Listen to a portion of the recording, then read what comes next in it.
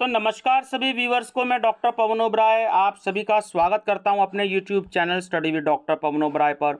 तो बहुत important video है। बात करेंगे इस वीडियो में सीसीएस यूनिवर्सिटी मेरठ का पेपर रिसर्च मैथोलॉजी का। ऐसे स्टूडेंट्स जिनके पास में एमए में पॉलिटिकल साइंस ली है उन्होंने प्राइवेट में, तो उनका एक कंपलसरी पेपर है रिसर्च मैथोलॉजी। तो देखिए ऊपर स्टैम्प भी लगी हुई है 25 मार्च 2023। तो क्यूब बुकलेट सीरीज़ मेरे को अवेलेबल हुई है इसकी, तो ये मैं आप लोगों के लिए अपलोड कर रहा हूँ। सबसे पहले आप स्टूडेंट्स नमस्कार, मैं डॉक्टर पवन ओबराय स्वागत करता हूँ आप सभी का।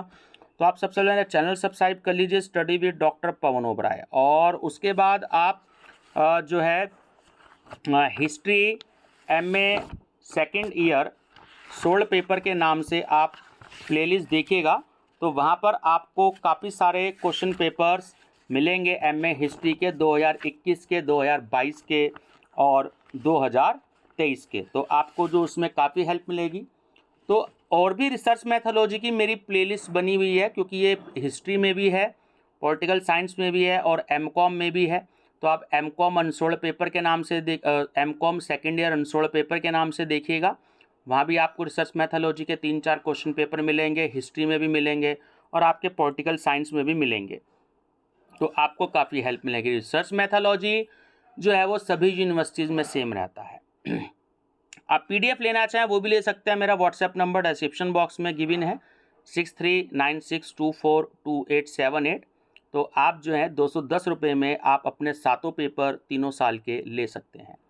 उसमें 2021 के पेपर हैं, 2022 के पेपर हैं, 2023 के पेपर हैं। ठीक है व्यूअर्स, केवल मैसेज कीजिएगा, कॉल मत कीजिएगा। समय बहुत कम मिल पाता है फ़ोन पे बात करने का, क्योंकि सब्सक्राइबर्स बात करने की अपने अपने हिसाब से कोशिश करते हैं, तो मैं समय नहीं दे पाता हूँ। ठीक है स्टूडेंट्स, तो जो सीसीएस यूनिवर्सिटी ने आंसर की दी है तो उसके अकॉर्डिंग ही मैं आपको जो है इसके आंसर डिस्कस करूँगा। अगर कोई क्वेश्चंस का आंसर गलत होता है तो आप अपना क्वेश्चन का आंसर जो है वो सही मानिएगा। ठीक है, तो ओरिजिनल बुकलेट है, हिंदी इंग्लिश दोनों में है। मैं डिक्टेट करूँगा आपको हिंदी मीडियम में, केवल रिवीजन पर्पज से मैं इसको तैयार करूँगा। ठीक है व्यूअर्स, चलिए।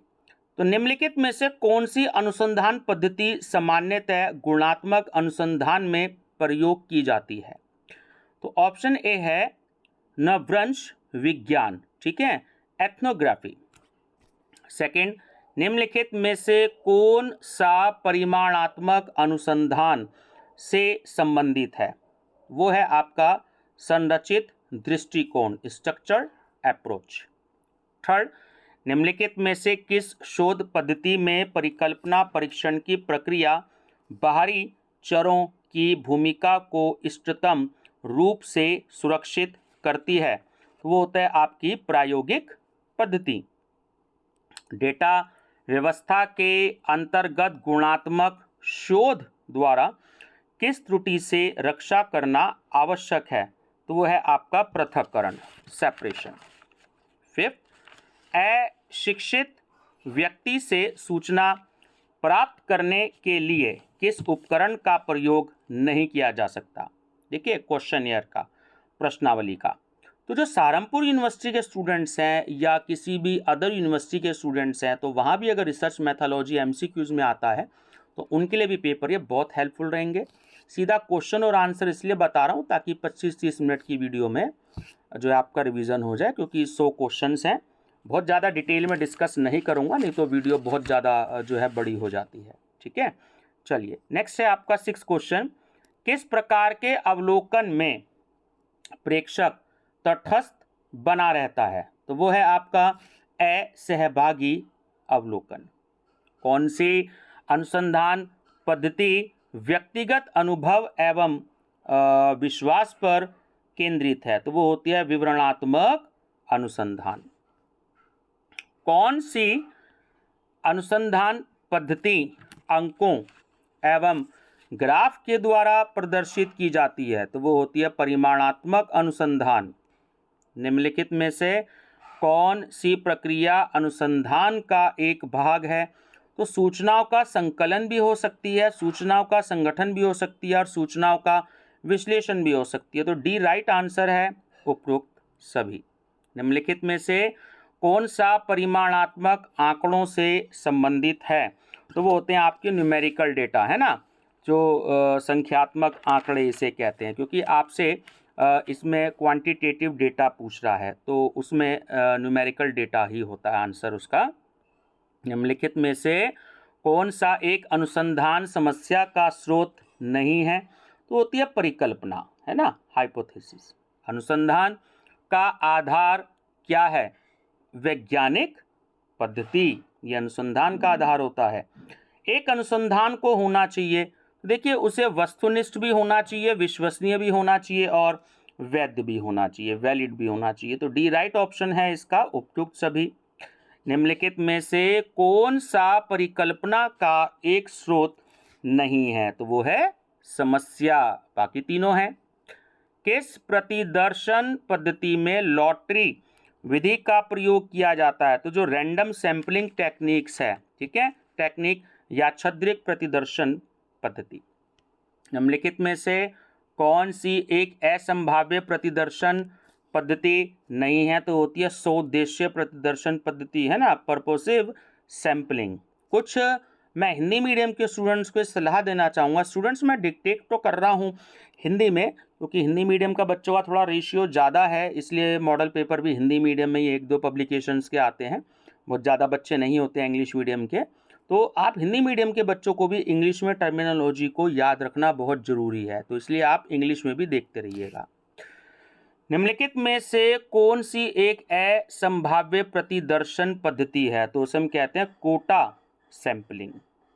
वैज्ञानिक शोध की प्रमुख या मुख्य विशेषता है? तो प्रयोगात्मक भी हो सकती है, अनुभविक भी हो सकती है और व्यवस्थित भी हो सकती है। तो डी राइट ऑप्शन है इसका, उपयुक्त सभी।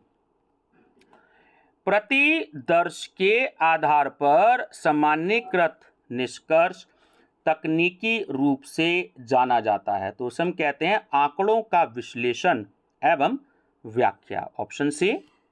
किसी अनुसंधान की गहराई का निर्णय किया जा सकता है? तो अनुसंधान के उद्देश्यों के द्वारा ही किया जा सकता है, ठीक है, ऑप्शन नंबर ए करेक्ट है। अनुपयुक्त अनुसंधान निर्देशित है? तो वह समस्या समाधान की ओर भी हो सकता है, वास्तविक समस्या की ओर भी हो सकता है और क्रिया केंद्रित अनुसंधान की ओर भी हो सकता है। तो डी इसका राइट ऑप्शन है, उपयुक्त सभी। भारत सरकार द्वारा की जाने वाली जनगणना एक उदाहरण है, किसका है? जो जनगणना की जाती है ना हर 10 साल बाद, तो वो विवरणात्मक अनुसंधान का उदाहरण है, जो डिस्क्रिप्टिव रिसर्च होती है। तो बहुत इंपॉर्टेंट क्वेश्चन है, इसको आप याद रखिएगा। देखिए जो रेड पेन से मैंने टिक लगाया हुआ है वो आंसर है, क्योंकि मैंने किन्हीं की जो स्टूडेंट रही हैं तो उनसे बुकलेट ली है, तो उन्होंने जो आंसर लगाए हैं तो वो जो गलत हैं, है ना, तो जो आप इसलिए दोनों में देख लीजिएगा, हिंदी इंग्लिश में वो सेम ऑप्शन होगा, तो जो सेम ऑप्शन होगा वही आंसर है। कोई दूसरा टिक अगर आपको मिलता है तो उस पर आप ध्यान मत दीजिएगा, अगर आप PDF भी लेते हैं तो। एक प्रयोग में शोधकर्ता डैश पर एक या अधिक चरों को इंग्लिश में वेरिएबल्स बोलते हैं, जैसे x और y वेरिएबल होते हैं। कोरिलेशन के चैप्टर में तो 2 वेरिएबल होते हैं, x और y, तो उसके प्रभाव को जानने के लिए नियंत्रित करता है, तो वो होता है डिपेंडेंट वेरिएबल, आश्रित चर। प्राथमिक आंकड़ों की तुलना में द्वितीयक आंकड़े संकलित किए जाते हैं, तो यानी जो सेकेंडरी डेटा होते हैं तो उनको हम त्वरित और आसानी से भी कर सकते हैं, कम प्रयासों के साथ कम समय में भी कर सकते हैं और अपेक्षित रूप से कम कीमत पर भी कर सकते हैं। आप सभी जानते हैं प्राइमरी डेटा और सेकेंडरी डेटा। तो डी इसका राइट ऑप्शन है, उपयुक्त सभी। निम्नलिखित में से किसी प्रयोगात्मक अनुसंधान में किसकी प्रयोगात्मक अनुसंधान में आवश्यकता नहीं होती? तो जो रेफरेंस कलेक्शन होता है ना, संदर्भ संकलन, उसकी नहीं होती है। निम्नलिखित में से कौन सा वैज्ञानिक ज्ञान का उदाहरण है? तो आप सभी जानते ही हैं जो लेबोरेटरीज होती हैं और फील्ड एक्सपेरिमेंट होते हैं ना, क्षेत्रीय प्रयोग या प्रयोगशाला, तो ये इसका राइट आंसर है। किस अनुसंधान में हम आगमनात्मक जो इंडक्टिव मेथड है उसका प्रयोग करते हैं? तो होता है गुणात्मक अनुसंधान, क्वालिटेटिव रिसर्च। कौन सा अनुसंधान कार्य कारण संबंध के उपस्थिति के संबंध में मजबूत साक्ष्य उपलब्ध कराता है, तो वो होता है प्रयोगात्मक अनुसंधान, एक्सपेरिमेंटल रिसर्च। निम्नलिखित में से कौन सी अनुसंधान की एक विशेषता है? तो यह है कि इट इज सिस्टमैटिक, यह व्यवस्थित है। अतीत की घटना को समझने के लिए किए जाने वाले अनुसंधान को कहा जाता है, तो आप सभी जानते ही हैं, अतीत मतलब ऐतिहासिक, हिस्टोरिकल रिसर्च, ऐतिहासिक अनुसंधान। अनुसंधान जिसमें शोधकर्ता एक चरण में गुणात्मक प्रतिमान प्रयोग करता है और दूसरे चरण में मात्रात्मक प्रतिमान प्रयोग करता है, तो वो कहलाता है मिश्रित अनुसंधान पद्धति। निम्नलिखित में से कौन सी संभाव्य प्रतिदर्शन पद्धति है? तो वो होती है क्लस्टर सैंपलिंग, गुच्छ प्रतिदर्शन पद्धति। ठीक है, जब शोध की जनसंख्या निश्चित हो तो सामान्यतः कौन से प्रतिदर्श पद्धति का प्रयोग किया जाता है? तो वो होती है व्यवस्थित प्रतिदर्शन पद्धति, सिस्टमैटिक सैंपलिंग टेक्निक। निम्नलिखित में से कौन सी अनुसंधान की पद्धति नहीं है? तो वो है अवलोकन, ऑब्जर्वेशन। ध्यान रखिएगा, इंपॉर्टेंट क्वेश्चन है, अवलोकन नहीं होती है। निम्नलिखित में से कौन सा जनसंख्या आंकड़ों का सबसे व्यापक स्रोत होता है? तो जाहिर सी बात है जनगणना ही होगी, सेंसस। कौन सा अनुसंधान प्रतिवेदन का उद्देश्य नहीं है? तो वह अनुसंधान की विवेचना, इंटरप्रिटेशन ऑफ रिसर्च। अनुसंधान प्रतिवेदन का अंतिम चरण है, बहुत ही मोस्ट इंपॉर्टेंट क्वेश्चन है, तो वो होता है सारांश, समरी। रोनाल्ड फिशर ने किस सांख्यिकीय परीक्षण का विकास किया? तो वो है एफ टेस्ट का। ध्यान रखिएगा, रोनाल्ड फिशर स्टैटिस्टिकल एनालिसिस में अक्सर चैप्टर में है। सबसे शुद्ध मापनी होती है, तो प्योरेस्ट जो स्केल ऑफ मेजरमेंट तो होता है रेशियो स्केल, अनुपात मापनी, रेशियो स्केल, ये भी इंपॉर्टेंट है। निम्नलिखित में से कौन सी मापनी छात्रों को अनुपस्थिति प्रदान करती है? तो होती है ऑर्डिनल स्केल, क्रमिक मापनी। निम्नलिखित में से किस विधि का प्रयोग सामाजिक संबंधों को मापने के लिए किया जाता है? तो वो होती है आपकी समाज मिति, सोशियोमेट्री।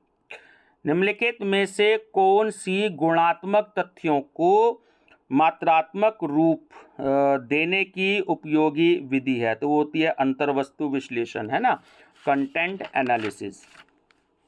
एक सांख्यिकीय प्रतिदर्श जनसंख्या का अनुमानित मानक विचलन कहलाता है ना, इंग्लिश में स्टैंडर्ड डिविएशन कहते हैं, तो वो होता है आपका मानक त्रुटि, स्टैंडर्ड एरर। प्रदत्तों को वर्गों एवं समूह में व्यवस्थित करने की प्रक्रिया को कहा जाता है, तो उसे हम वर्गीकरण कहते हैं, क्लासिफिकेशन। ठीक है, तो वर्ग जो हिंदी का वर्ड है और इंग्लिश का आपका जो वर्ड है क्लासेस, तो आप याद रखिएगा, उसी से आपका क्लासिफिकेशन या वर्गीकरण आपका आंसर बन जाएगा। कंप्यूटरीकृत गणनाओं के लिए क्या अनिवार्य होता है? तो कोडिंग या कोडिफिकेशन, ध्यान रखिएगा, संकेतीकरण। निम्नलिखित में से कौन सा प्राथमिक आंकड़ों का स्रोत है? तो जाहिर सी बात है वो आपका सर्वेक्षण से प्राप्त सूचनाएं होंगी। हम जो सर्वे करते हैं उससे जो भी कोई हमें इंफॉर्मेशन कलेक्ट होती हैं, तो वही हमारा जो है प्राइमरी डेटा का सोर्स है। निम्नलिखित में से कौन सा सेकेंडरी डेटा द्वितीयक आंकड़ों का स्रोत है? तो देखिए न्यूज़पेपर, बुक्स और आर्टिकल, ये सभी सेकेंडरी सोर्सेज के एग्जाम्पल हैं, तो D is the right answer, all of the above. निम्नलिखित में से कौन सा एक प्राथमिक आंकड़ों का स्रोत नहीं है? तो नहीं है आपसे पूछ रहा है, तो देखिए लेख, जो कोई आर्टिकल होता है ना, तो ये सेकेंडरी में आता है, ऊपर भी दे रखा है 47 में, तो लेख यानी आर्टिकल सही आंसर है। निम्नलिखित में से कौन सी पद्धति प्राथमिक आंकड़ों के संकलन के लिए प्रयोग की जाती है? तो सीधी सी बात है, इंटरव्यू भी होता है, ऑब्जर्वेशन भी होता है और शेड्यूल भी होता है, तो डी राइट आंसर है, ऑल ऑफ द अबव, उपयुक्त सूची। निम्नलिखित में से कौन सा अनुसंधान का अंतिम चरण है? तो वो होता है रिसर्च रिपोर्ट। अनुसंधान प्रतिवेदन। अनुसंधान का प्रथम चरण होता है, तो वो होता है किसी भी अनुसंधान का शीर्षक की टाइटल ऑफ रिसर्च क्या रखा जाए। संदर्भ ग्रंथ सूची, इसे देखिए हम इंग्लिश में बिब्लियोग्राफी कहते हैं, किसी भी प्रोजेक्ट के सबसे लास्ट में रखती है। इसका मतलब ये है कि आप जो रिसर्च वर्क अपना कर रहे हैं, कोई प्रोजेक्ट बना रहे हैं, तो आपने किन किन किताबों से जो है, किन किन वेबसाइट से, किन किन आर्टिकल से जो है वो डेटा कलेक्ट किया है, अपना प्रोजेक्ट रिपोर्ट तैयार किया है। तो संदर्भ ग्रंथ सूची में सर्वप्रथम क्या लिखा जाता है, तो सर्वप्रथम जो है वो लेखक का नाम लिखा जाता है। ठीक है, ध्यान रखिएगा। संदर्भ ग्रंथ सूची में किसको टेढ़े अक्षरों में लिखा, आपने कभी कभी देखा होगा कि इटैलिक में लिखा जाता है, तो कुछ वर्ड किताबों में तिरछे होती हैं राइट हैंड साइड की तरफ, है ना, तो उसे हम इटैलिक बोलते हैं इंग्लिश में। तो जो बुक का शीर्षक होता है, किसी भी टाइटल ऑफ बुक, ठीक है, तो वो आपका जो शीर्षक होता है टाइटल ऑफ बुक, तो वो इटैलिक में होता है। सांख्यिकीय परीक्षण के लिए किस प्रकार की परिकल्पना होनी चाहिए, वो सीधी सी बात है, वो शून्य परिकल्पना ही होगी। इसको हम इंग्लिश में कहते हैं null hypothesis. Chi square test में अक्सर ये यूज होता है। नॉन पैरामेट्रिक टेस्ट होता है काई स्क्वायर टेस्ट, ध्यान रखिएगा। निम्नलिखित में से कौन सा आगमनात्मक तर्क की प्रक्रिया से संबंधित है, तो वो होता है विशेष से सामान्य की ओर। कौन सा वैज्ञानिक अनुसंधान का एक अंग नहीं होना चाहिए, सब्जेक्टिविटी, जिसे हम हिंदी में व्यक्ति निष्ठा कहते हैं। निम्नलिखित में से कौन सा एक आंकड़ों का प्रकार नहीं है, तो आपने क्वालिटेटिव, क्वांटिटेटिव और नॉर्मेटिव तो सुना होगा, कभी भी स्पेशल नहीं सुना होगा, स्थानिक, है ना, तो यही इसका आंसर है, स्थानिक।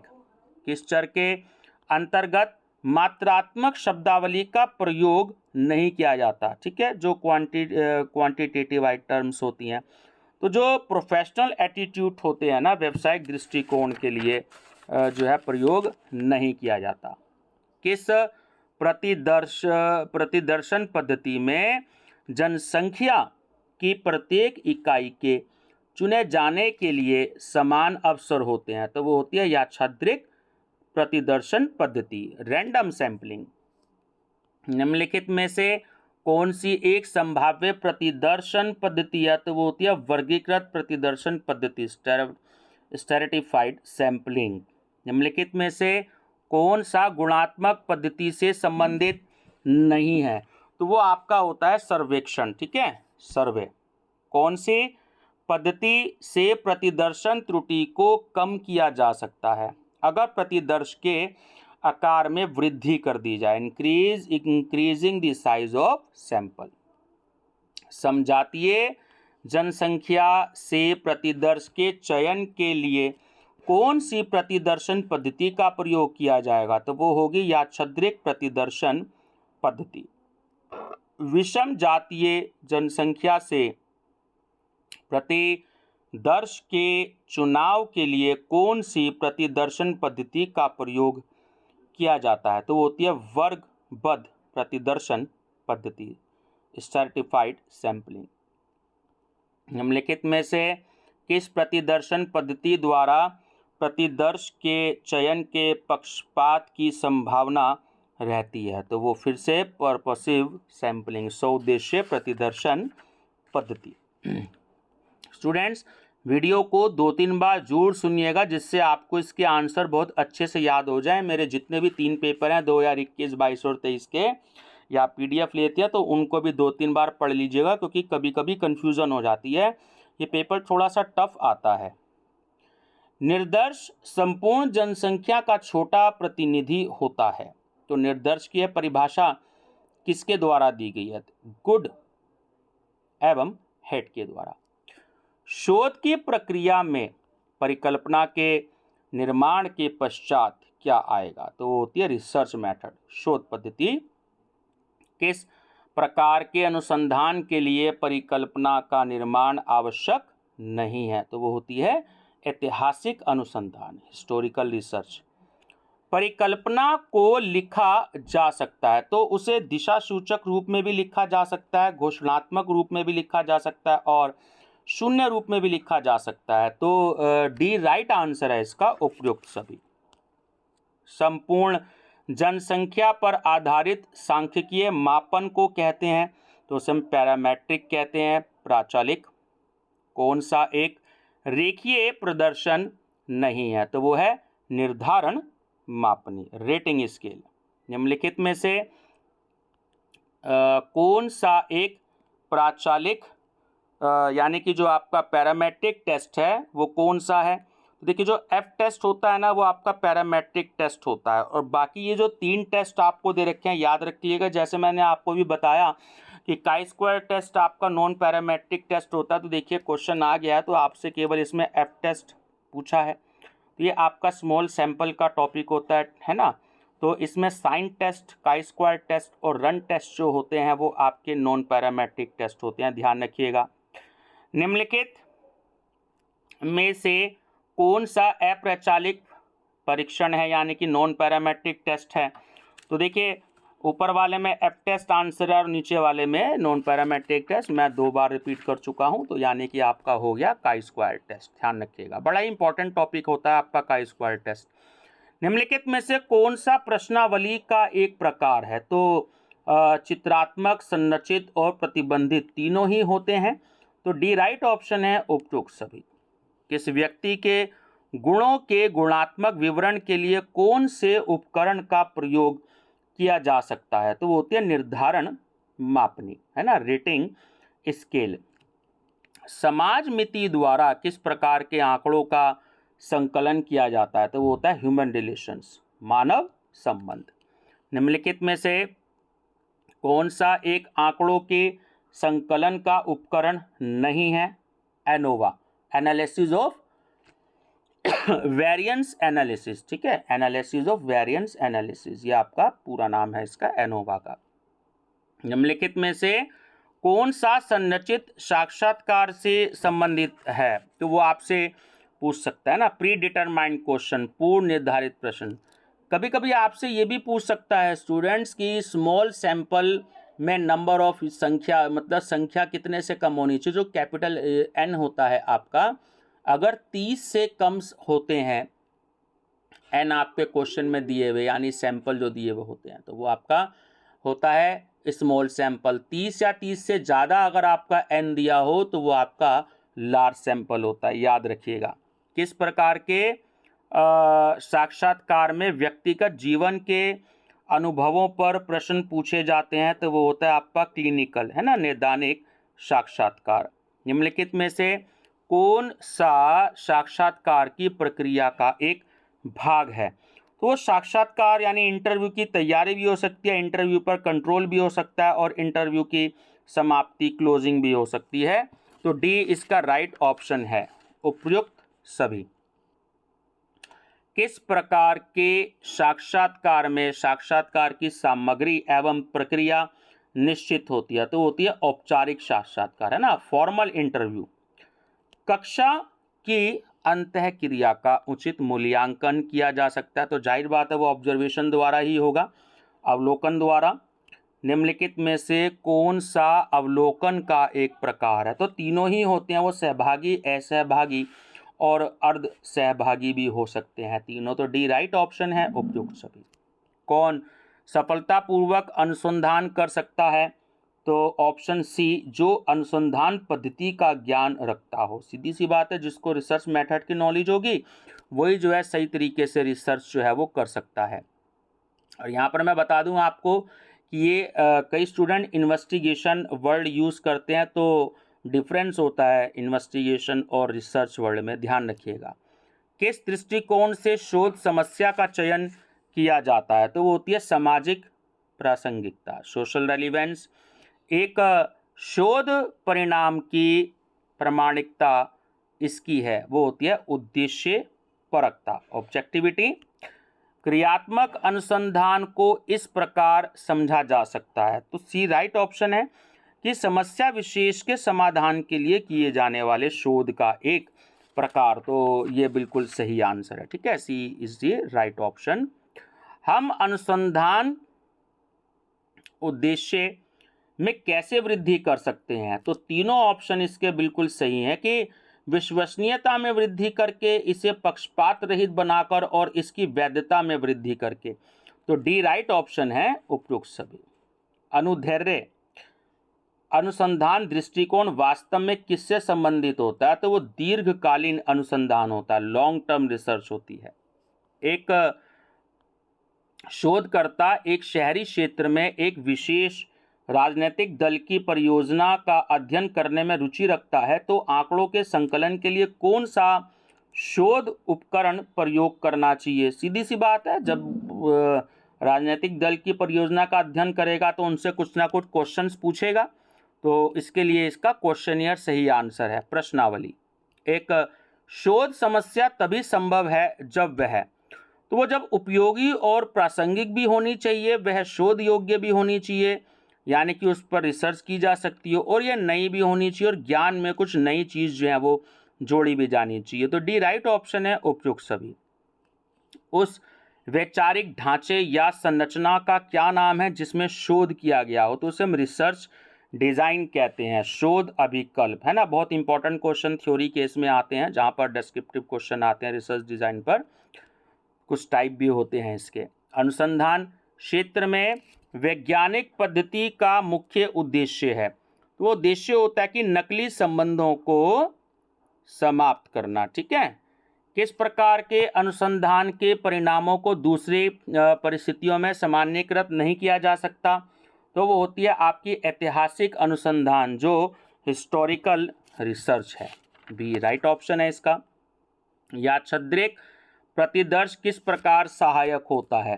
तो उचित और सटीक होना चाहिए, आंकड़ों के संकलन की एक किफ़ायती पद्धति, है ना, मतलब इकोनॉमिकल होनी चाहिए, ज़्यादा खर्चा नहीं होना चाहिए। इसकी जगह जो एक्चुअली सही वर्ड होता है वो है मितव्ययी, तो आप मितव्ययी शब्द भी याद रखिएगा। किफ़ायती वर्ड थोड़ा सा बोलने में ज़्यादा यूज़ किया जाता है। गूगल अगर आपको इसकी हिंदी ट्रांसलेट करके देगा तो किफ़ायती देगा, वो मितव्ययी नहीं देगा।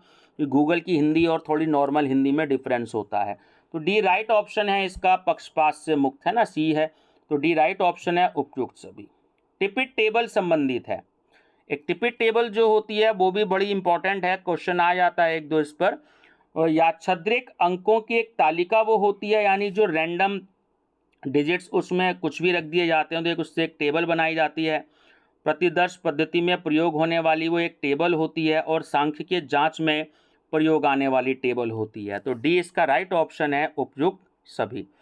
निम्नलिखित में से कौन सी शोध पद्धति कारण और प्रभाव से संबंधित है? तो होता है एक्सपेरिमेंटल मेथड, है ना, प्रयोगात्मक पद्धति। प्रायोगिक अनुसंधान का लक्ष्य है, तो वो होता है चरों के मध्य संबंध स्थापित करना। इंग्लिश में हम उसे वेरिएबल्स बोलते हैं, एस्टैब्लिश एसोसिएशन बिटवीन वेरिएबल्स। निम्नलिखित में से कौन सा शोध प्रक्रिया के अंतर्गत पहले आएगा? तो सबसे पहले उस समस्या की पहचान होनी चाहिए। जब तक हम कोई प्रॉब्लम का आइडेंटिफिकेशन नहीं करेंगे तब तक रिसर्च होना मुश्किल है। तो सी राइट ऑप्शन है, समस्या की पहचान।